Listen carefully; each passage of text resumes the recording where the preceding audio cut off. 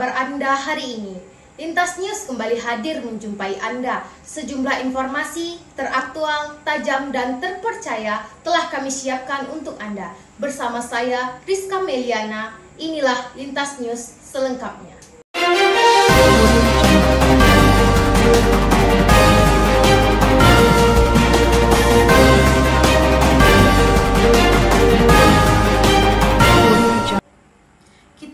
Berita hari ini dengan kondisi darurat sampah yang sedang dihadapi sejumlah kota besar di Indonesia.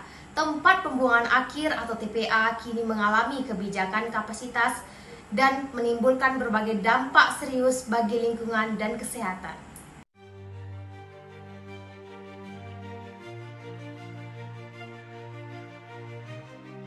Kondisi TPA sampah di Indonesia memiliki persoalan yang sama. Sampah yang terus menumpuk dan menggunung, inilah kondisi TPA sampah di Indonesia. Inilah sampah kita.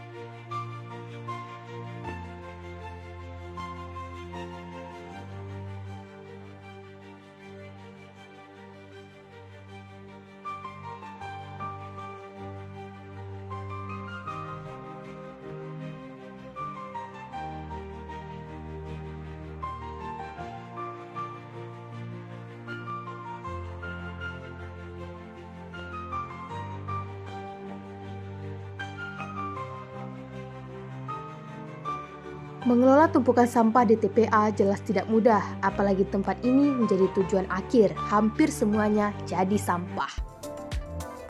Di paling tinggi ya Bang, di atas tumpukan sampah level 6 ya Bang? Level 6. Pernah nemu sampah apa aja Bang di sini? Yang Abang lihat sampahnya di sini apa aja Bang? Sampai ke TPA ini, ke PST ini Bang? Sampahnya sih campur aduk ya.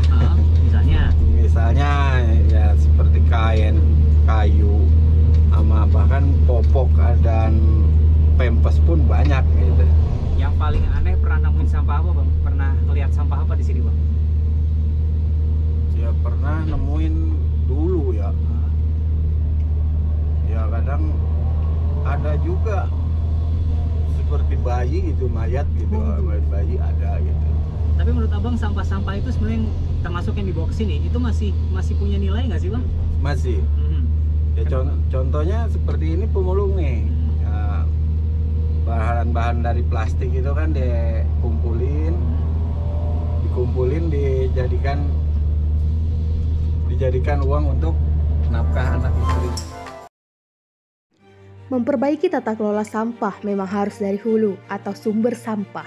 Idealnya sampah tidak hanya dikumpulkan, diangkut dan dibuang. Kalau kita bicara TPA, itu adalah tempat pemrosesan akhir, bukan tempat pembuangan akhir. Sehingga seharusnya memang sampah itu ketika dibawa ke TPA, sampah itu diproses, tidak hanya dibuang. Kondisinya dari kurang lebih 514 kabupaten kota, kita ada 450-an TPA, itu 35%-nya memang masih open dumping. Jadi artinya belum dikelola baik secara kontrol landfill atau sanitary landfill. Nah ini yang terjadi kenapa? Karena memang pengelolaan sampah yang masih dilaksanakan di daerah tuh masih banyak yang kumpul angkut buang. Sehingga sampah tidak dipilah dulu, kemudian tidak dikelola lanjutan, ya menjadi circular economy, tapi hanya dibuang begitu saja. Dan ini masih kurang lebih 35%. Sehingga pekerjaannya memang menjadi lebih berat. Walaupun TPA ini ketika awal dibangun oleh Kementerian PUPR itu sudah menganut sistem sanitary landfill. Tapi karena kendala biaya, ya sumber daya manusia juga, sehingga pada akhirnya tidak dikelola secara sanitary landfill. Memilah sampah sejak awal bisa menjadi solusi permulaan bagi tata kelola sampah di Indonesia, apalagi bagi tidak sedikit orang sampah yang terkumpul dan menggunung di lokasi TPA sampah. Sejatinya masih berharga.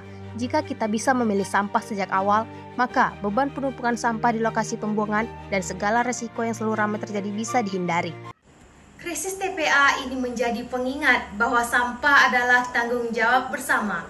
Diperlukan kerjasama antara masyarakat dan pemerintah untuk menciptakan sistem pengelolaan sampah yang berkelanjutan. Saya, Rizka Miliana dari Lintas News, dan sampai jumpa.